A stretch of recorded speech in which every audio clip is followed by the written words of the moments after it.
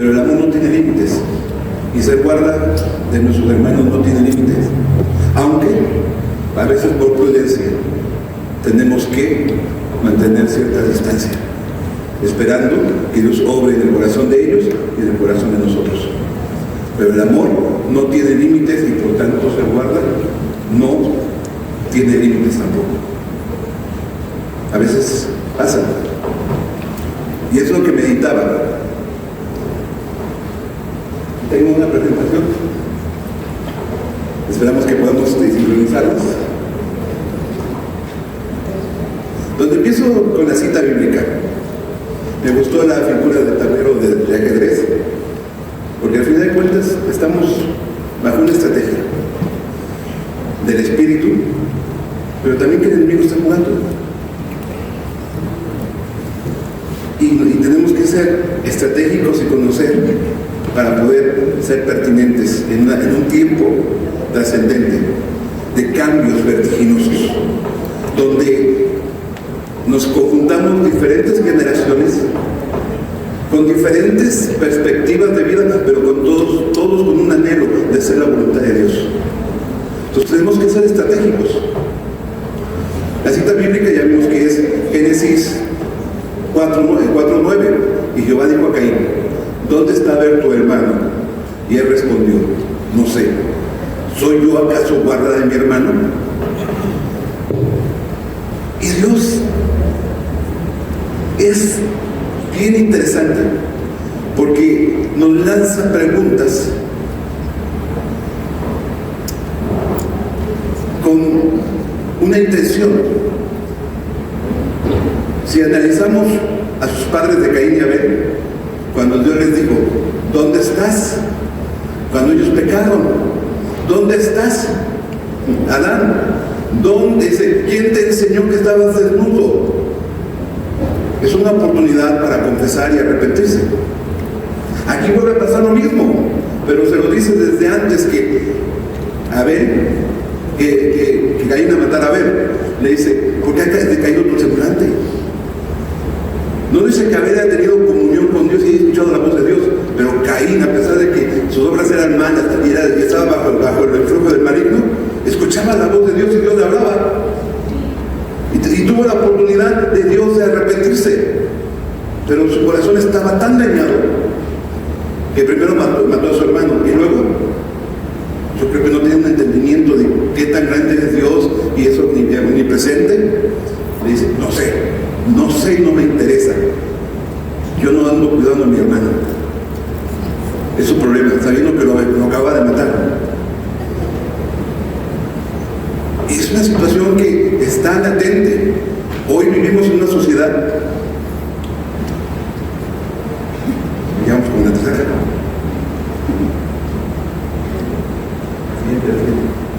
Ahí está. Hoy vivimos en una sociedad, como mencionaron hace rato, o sea, dije, te lo están diciendo, que manifiesta un individualismo cada vez más hacia arriba. Y que la dinámica a través de las redes sociales y las nuevas tecnologías nos está haciendo más independientes y estar más solos. Yo también me he preguntado lo mismo, Reina. Dice: es bueno porque pastoreamos a través de las redes, pero de que es difícil hacer que la gente se reúna en un lugar. Es muy complicado, porque dice: yo te sigo, me gusta lo que yo veo, me gusta lo que yo, pero déjame seguir en paz.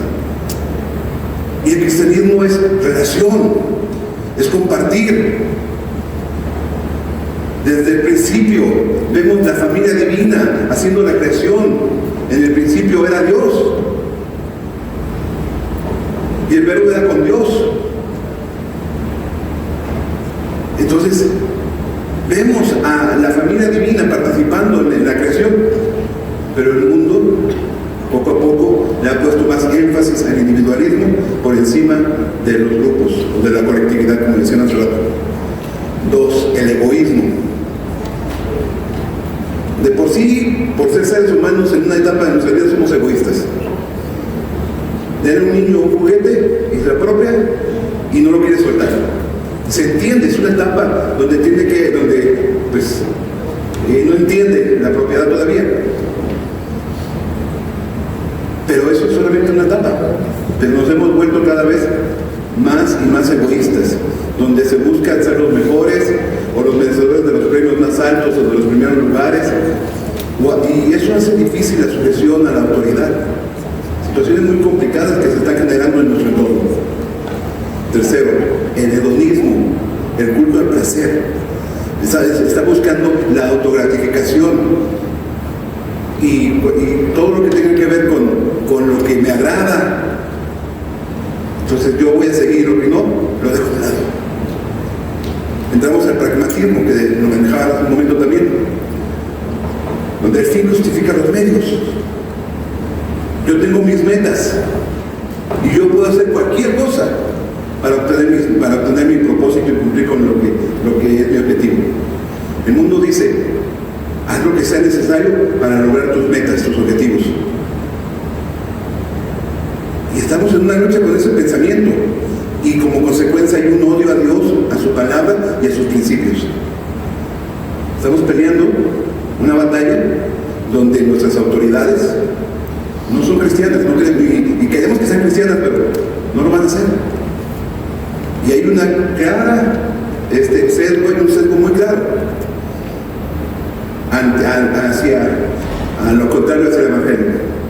Pero Dios es mayor, y hagan lo que hagan, Dios va a hacer cosas sorprendentes.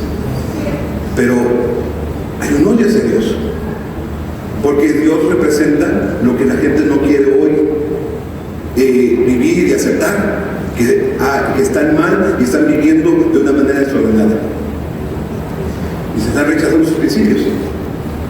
Pero nosotros entendemos que el mundo pone eso, pero nosotros nos movemos por principios eternos que están en la palabra. Y al analizar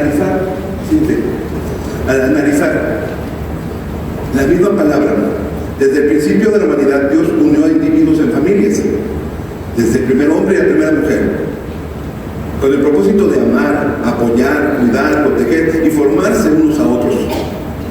La familia es el primer centro de unión y formación, de bendición, es el primer lugar de culto. Lo que muchos somos el día de hoy se gestó en nuestros hogares, no se gestó en los templos,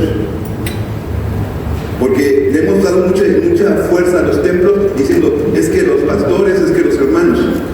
No, lo que somos es producto de nuestros hogares. Piensen cómo eran sus hogares.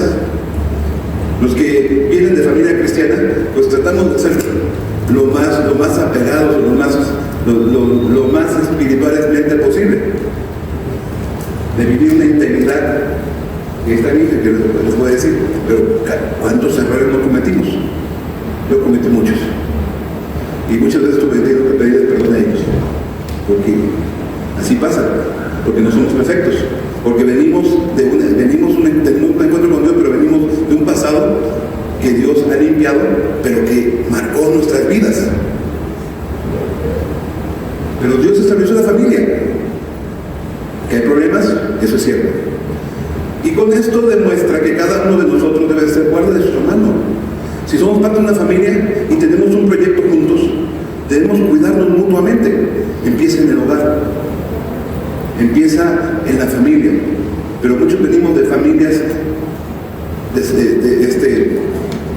dañadas, desintegradas, quebrantadas.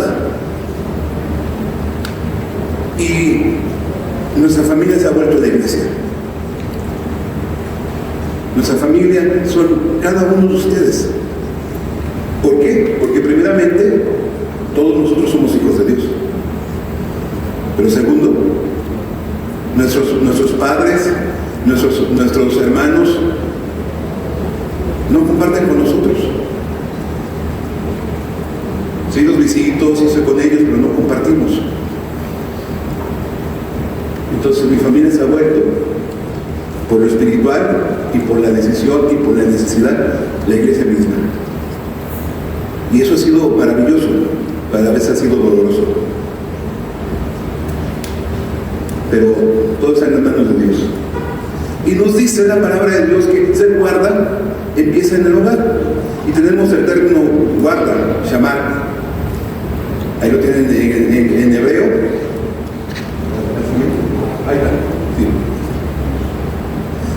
implica cercar alrededor, pero originalmente era con espinos. Ahí hay un par de fotos. ¿Ven ahí los campos? Donde se hace una línea recta alrededor de un terreno para que los animales o la gente no entre. Y si intenta entrar, se picotean. Ya es menos. En el campo donde estamos nosotros, eso ya no es tan común. Pero lo que es más común y que sería equivalente sería el alambre de púas. Donde un terreno se le pone el alambre de púas para que cualquiera que se acerque se picotee. Sirve de resguardo, sirve de protección. Pero cuando se habla de guarda, es más que cuidar que no se pierda algo, sino es vigilar por amor y con compromiso. Es decir, yo amo lo que tengo, lo que está a mi lado, entonces lo voy a cuidar y tengo el compromiso de hacerle bien. Por eso voy a estar al pendiente de los que están a mi alrededor. ¿Y qué es lo primero que tenemos? La familia misma. La familia. No es la iglesia, no es el trabajo, es la familia. Entonces el guarda empieza desde tu hogar y se refleja en tus relaciones cotidianas, y la iglesia es una de ellas. Y dice, mi hermano, todo empieza en el hogar donde se aprende a ser guarda. Y ahí hay un compromiso activo que protege de lo que hiere. Ser guarda eso implica también ser guarda es manifestar amor que acompañe las diversas situaciones de la vida. Es orar por las almas, es cuidar su fe, es vivir atentos al bienestar espiritual, físico y emocional de las demás personas. No solamente voy a proteger en lo físico. Para eso consigo un perro y ese perro me protege. Sí, lo pongo si es un Doberman o uno de esos perros. Sí, yo tengo 2 chihuahuas, ¿por qué me van a proteger? Sí, pero están locos. Luego les platico. Pero se trata de compartir vida y ver más allá de solamente la cuestión física, porque ser guarda implica cuidarnos en lo físico, pero también en lo espiritual, en lo emocional, ver a la persona integral. Y a mí me gustó cuando le dijeron a Gaby que le invitaban a compartir. Y me preguntó ella, ¿por qué crees que me hayan invitado? Le digo, sencillo, porque las que están más cuidadas, las que están más preocupadas por nuestro cuidado y nos cuidan, nos guardan, lo que a veces nosotros no nos dejamos, son ustedes las mujeres. Se preocupan de nuestra salud, se preocupan de lo que comemos, se preocupan de lo que vestimos, se preocupan de los hijos. Entonces, ustedes entienden mejor la cuestión de ser guarda que nosotros somos más descuidados. Y eso es algo que alabo de mi esposa y de cada uno de ustedes mujeres, y muchos hombres tienen esa conciencia, pero muchos no la tenemos. Y necesitamos crecer en ese aspecto. Y ahí está la cuestión de ser guarda. Tenemos que manejarlo. Pero podemos hacer una aplicación directa con nuestros hermanos de Cristo. Y algunos que solo empiezan en el hogar. Ahora, como hijos de Dios, ¿somos acaso guardas de nuestros demás hermanos? ¿O somos de los que dicen, mientras a mí no me toque, no pasa nada? Mientras a mi familia no le llegue, no sucede nada. Las inundaciones que hubo en Costa Rica, nosotros estamos al sur, ellos están al norte, entonces sí nos llegó agua y estuvo a punto de salirse del Papaloapan, pero nada que ver con lo que pasó en el norte. Pero le hablo a uno de mis compañeros de licenciatura de teología y le digo, ¿cómo estás? Y me dice, mira hermano, yo vivo a 11 metros del río. Costa Rica desapareció bajo el agua, pero en mi casa no entró ni nada de agua. Gracias a Dios, pero ¿qué hizo él? Agradeció a Dios, pero él está con la gente alrededor, con los que sí tuvieron un daño, ayudándoles, apoyándoles, sean cristianos o no sean cristianos. En ese momento todos necesitan ayuda. Y ahí está la cuestión, donde uno se preocupa y le pregunto, ¿qué necesitan? Dice, pues el apoyo está llegando, pero necesitamos gente que venga, porque es desalentador lo que estamos viviendo aquí. Casas destruidas porque todo se dañó. No hay muebles, no hay papeles, no hay nada. Los carros se echaron a perder. Dice, además, el agua y el lodo, y se está secando, y la peste. Y allí estaban. Entonces, ¿qué hemos hecho muchos? No hemos podido ir, pero hemos estado aportando para apoyarles con un poco. No agarrar con gorgojos, sino de lo que teníamos en nuestra despensa, que fue lo primero que agarramos. Cuando eso pasó, no teníamos, nos agarró en la semana. Entonces, ¿qué hicimos? Hermanos, hay que mandar víveres, despensa, hay que mandar algo. Y de lo que teníamos en las despensas, agarramos. De lo que comemos nosotros, se va para allá. Le digo a mi esposa, voy a agarrar esto y esto, y se va. Dice, y después lo reponemos, después vemos qué hacemos. Entonces, es responder de una manera inmediata a las necesidades.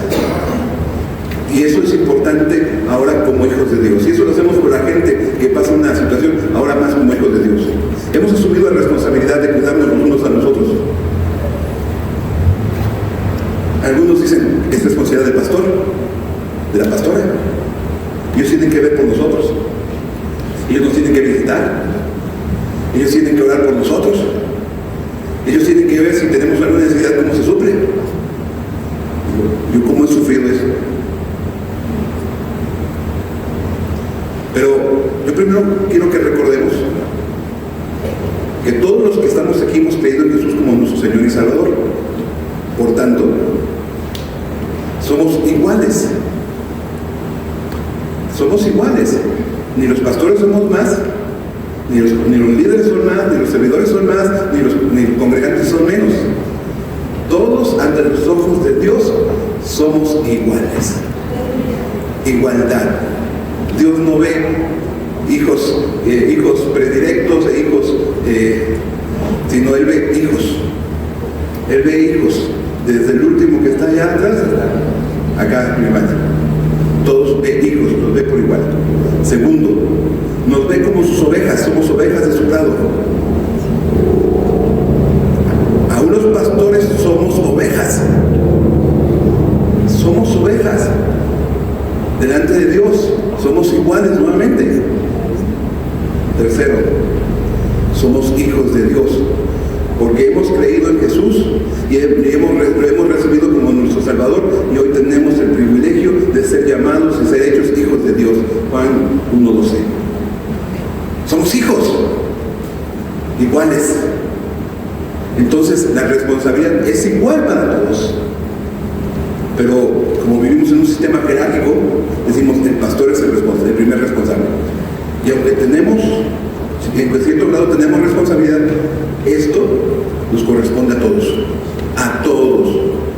La otra, somos miembros del cuerpo de Cristo. Vean 1 Corintios capítulo 11. Somos miembros, capítulo 12. Sí, es el 11. Sí, es el 11. Es el 11. Sí. Todos somos miembros del cuerpo de Cristo. Todos. La única diferencia es la función que ejercemos. Pero no es jerarquía, es función. Y hay funciones que son para todos. Y el ser guarda es una función para todos, de la colectividad. Y hay funciones que son específicas para cada parte del cuerpo. Hay algunos que son unos excelentes predicadores, entonces tienen esa función, tienen esa habilidad. Pero otros son excelentes servidores. Y es su función. Pero todos tenemos cosas que son para todos. Y ser guarda es una responsabilidad colectiva. Nadie se escapa. Nadie. Pero nos han enseñado que pues el pastor tiene que hacerlo todo. Pero la realidad es que si entendemos que somos hijos de Dios, somos iguales, somos ovejas, somos miembros del cuerpo de Cristo, eso habla de identidad. Y por tanto, tenemos corresponsabilidad. Y en esa corresponsabilidad guardamos a todos los que forman la familia. Protegemos. Estamos al pendiente. Pero implica un cambio de chip. Tengo allá en Lerdo gente que, si no va el pastor a visitarlos, y aunque vayan 10 o 20 hermanos a verlos, enviados por mí o que me dijeron fui a verlo, dice, no me visita el pastor. Digo, Dios mío, pero fueron a la iglesia, fueron 10 hermanos a visitarlo. Pero no, el pastor no vino, entonces no me visitaron y no se interesan por mí. Eso habla de inmadurez, habla de conceptos equivocados que necesitan crecer y madurar. Pero algunos no quieren madurar, quieren seguir siendo niños. Pero nosotros queremos crecer y queremos cumplir con nuestra responsabilidad y queremos ser parte del proyecto de Dios para bendecir nuestra comunidad de fe, siendo guardas, viendo los unos por los otros.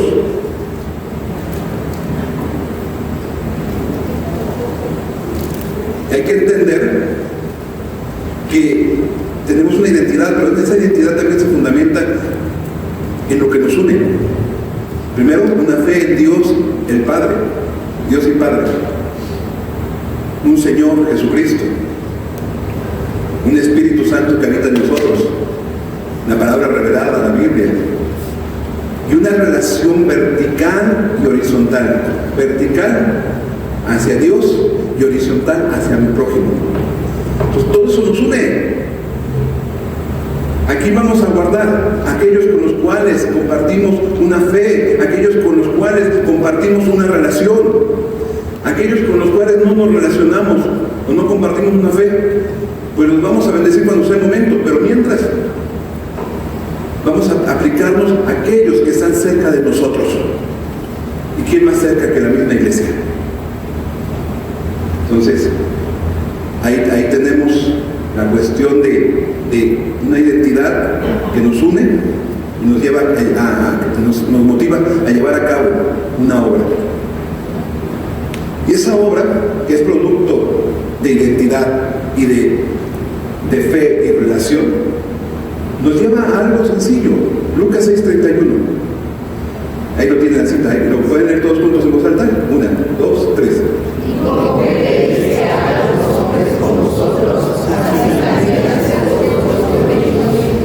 hagamos realidad la regla de oro.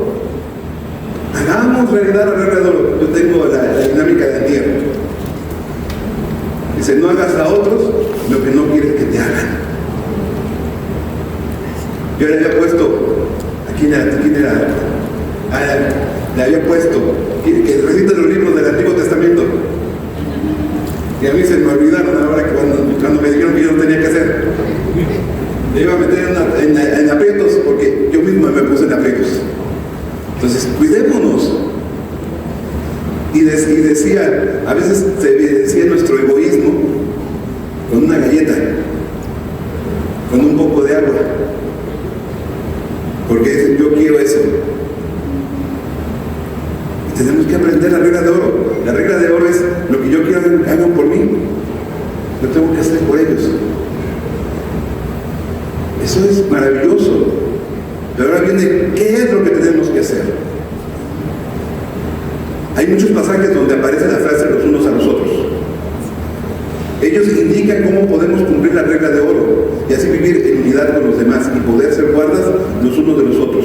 Y está la palabra Elón, en griego, que aparece unas 100 veces en el Nuevo Testamento, con 65 mandamientos que guían una correcta relación de los unos con los otros y cuidarnos mutuamente.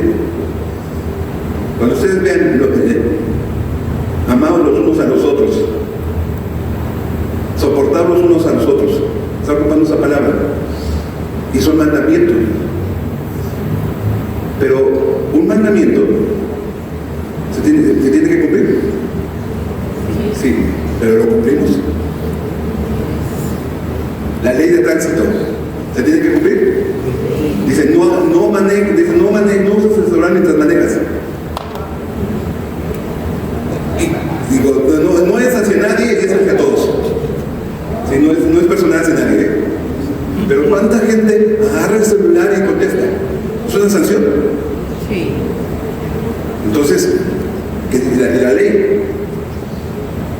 Entonces, la palabra de Dios también nos dice, amad a vuestros enemigos. No es una posibilidad, dice, ama.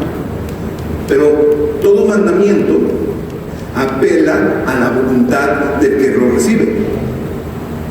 Dios no nos va a obligar a obedecerlo. Él espera, si entendemos identidad, caminamos en fe y en una relación con Dios los unos con los otros, que la obediencia es natural. Eso debe ser natural, porque conoces a Dios como tu Salvador, tienes una relación con la gente y quieres llevarte mejor con ellos, y tienes una relación con Dios y esa relación está impactando tu vida, el amor de Dios está marcando tu vida, tienes una fe que te está marcando un propósito, un destino. Entonces dice ahora Dios, te doy el mandato. Pero no es por las buenas intenciones. Porque a veces, les platicaba hace un momento a Iván, enfatizamos mucho el amor, que tenemos que amarnos. Pero el amor sin identidad produce confusión. Y hoy vivimos un mundo donde se ama todo. Se ama todo. Y dice, ama hasta la cucaracha que está en tu comida. Y no la mates. Entonces, o unos que tienen tanto amor que aman a su esposo y aman como a 50 mujeres más. Es el amor. Pero el amor sin identidad es peligroso. Por eso necesitamos que la obra de Dios se manifieste en nosotros, o el ser guarda. Si no entendemos la identidad, vamos a guardar hasta los peores criminales pensando que con eso cumplimos la voluntad de Dios. No significa que no merezcan la protección, pero necesitamos entender lo que Dios ha hecho en nuestras vidas para que eso sea lo que fluya a favor de la gente, para que los que nos rodean puedan ver una fe real, una identidad, una relación con Dios y con la gente, y como consecuencia una obediencia, para que haya un cambio significativo. Nuestros jóvenes, las generaciones que nos siguen, están pidiendo congruencia entre lo que decimos y lo que hacemos. Y lo hemos intentado hacer, pero ahí está. Y los más chicos todavía deben ser más duros con los que vienen. Pero necesitamos dejar que la identidad defina. Podemos ser de la generación que sea, podemos ser de la iglesia local que sea, podemos ser de la denominación que sea, pero lo que va a marcar nuestras vidas es la identidad, producto de una fe y de una relación con Dios que se refleja en nuestra relación con la gente y con la obediencia. Eso es lo que va a marcar las generaciones. Todo lo demás lo tenemos que acomodar a las nuevas tecnologías, a las nuevas formas, pero los principios de la palabra, ahí están. Y tenemos aquí 65 mandamientos, no los puse más, puse algunas citas. Marcos 9:55. Tened paz los unos con los otros. Pero ¿cómo voy a tener paz cuando yo soy, como hijo de Dios, entiendo que Dios es Dios de paz, que Jesús es el Rey de paz, que el Espíritu Santo es Espíritu de paz? Y eso marca mi vida porque está trayendo paz a mí para que yo pueda tener paz con los que me rodean. Mientras, aunque digamos, iba sin pleitos, pero mi corazón está latente en el conflicto y no entiendo eso. Y tarde o temprano vienen los conflictos abiertamente. Por eso necesitamos que Dios obre. Para poder ser guardas, necesitamos que Dios se manifieste. Y aquí eso solamente es el reflejo de lo que Dios está haciendo para poder ser guardas. Eso es un reflejo. Aquí tienen 20 y tantas citas. Y todavía faltan otras tantas más que nos dicen cómo amarnos los unos a los otros, cómo ser guardas como consecuencia, soportarnos unos a los otros. Soportarnos a veces es darnos el avionazo. Pero cuando habla de soportar, hace unos meses vi un meme donde había un ¿se llama? Se me fue el nombre. Estaba cortando árboles. Un leñador, y había 3 árboles. Y él cortó el del medio para que se cayeran. Pero los otros con sus ramas detuvieron al del medio. Y se queda así el leñador. Eso es soportar. Es cargar a tu hermano. Es ser capaz de sobrellevar sus cargas sobre tu lomo para que el otro no caiga. Pero ¿cómo? Si lo haces en tus fuerzas, en cualquier rato lo mandas a volar. Pero si lo haces producto de identidad, producto de una fe, producto de una relación, no va a haber nadie que nos impida sostenernos mutuamente en medio de cualquier circunstancia de la vida. Y ahí vamos a guardarnos los unos a los otros. Entonces tenemos muchas formas que hacerlo, pero implica identidad, fe y relación, que nos lleva a obediencia. Eso es lo que Dios está llevándonos en ese tiempo, para que lo tengan presente. Pero también quiero tocar un aspecto interesante.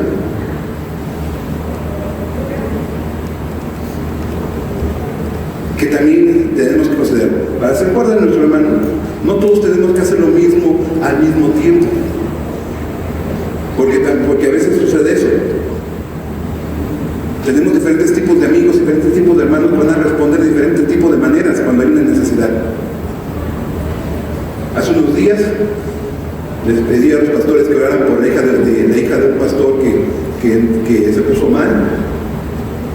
Le dio meningitis, tuvo problemas en su parto de su hija, y la muchacha murió. Antes de morir, yo le dije al pastor: yo te entiendo, yo he tenido a mi familia, amigos de mi familia en el hospital, con diagnósticos nada gratos, pero Dios ha hecho una obra. Ahí le di una palabra de aliento, pero después cuando me dice: mi hija murió, me quedé sin palabras. Me quedé sin palabras. ¿Y ahora qué le digo? Llegué me llama y me dice: pastor, quiero que prediques. Digo: sí. Fue mi respuesta.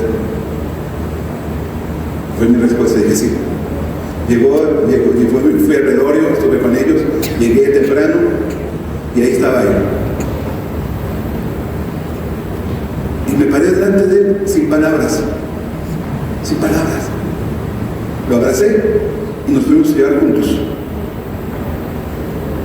Juntos nos fuimos a llorar.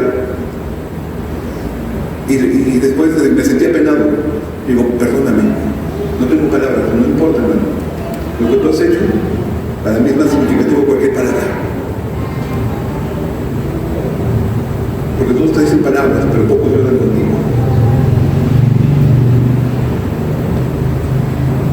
Y había otros que estuvieron con él desde la mañana preparando todo el velorio, viendo trámites, cada uno haciendo lo que estaba, otros mandando dinero.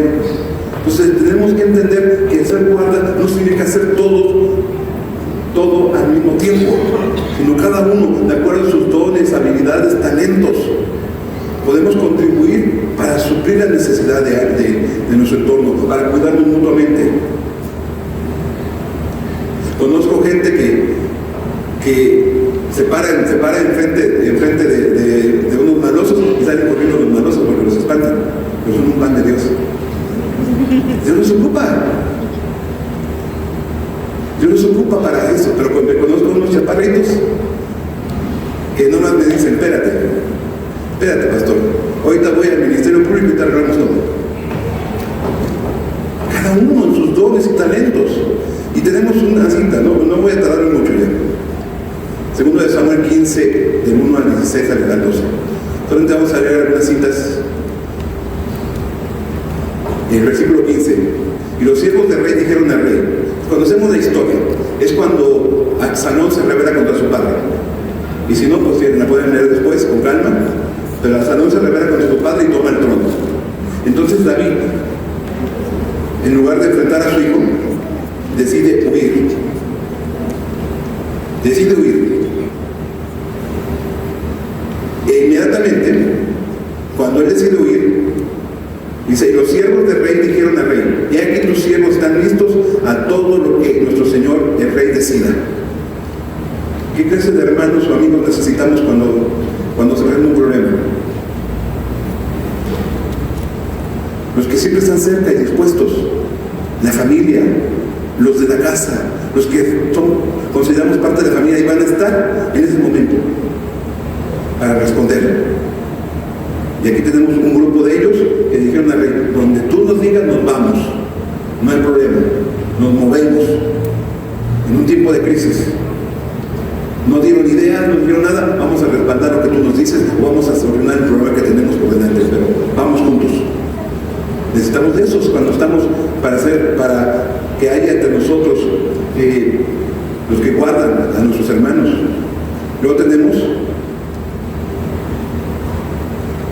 ¿conocen han visto esa película?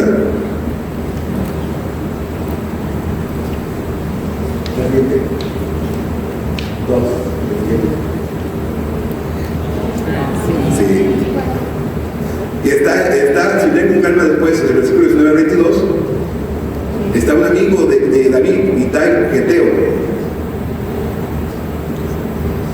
que no era israelita, que él posiblemente zafarse de cualquier problema diciendo, pues yo no tengo pelea en ese entierro, pero él es un amigo, es leal, él tiene una amistad muy profunda con David, y él representa a los que pueden estar en otra situación, tal vez mejor, pero prefieren estar contigo. Dicen, no, yo contigo, pero tú puedes estar, no, yo contigo. Cuando mi cuñado, uno de mis cuñados, mis concuños, falleció hace 2 años, para nosotros, con mucho respeto lo digo, el venir a la Ciudad de México es una derrama económica muy fuerte. En tan solo el boleto de Lerdo para acá está en 1100, nada como comentario ahí. Entonces, fallece mi cuñado y mi cuñada sabe que mi concuño y mi cuñada lo saben nuestra situación. Dice, no vengan. Le digo a mi esposa, dice que no vayamos. Dice, ¿cómo no? Sí, como sea, nos movemos y ahí estamos. No nos detiene nada, porque aunque pudimos estar en otra situación y tuviéramos excusa para no estar, nosotros por el amor y la lealtad decimos, allí estamos. Y necesitamos ese tipo de gente que guarda a su hermano, sacrificando su bienestar, sacrificando su tiempo, invirtiendo para estar contigo. Necesitamos ese tipo de gente entre nosotros. Y en la película, pues ustedes la pueden ver. Luego tenemos, en la siguiente, el versículo 24-37, a Sadoc y a Usai, que eran sacerdotes. Y dijeron, vamos contigo, le dijeron a David. Y les dijo David, no, mejor quédense y desde ahí protéjanme. Vayan y pónganse a los pies de Absalón y díganle que pues van a apoyarlo, pero protéjanme.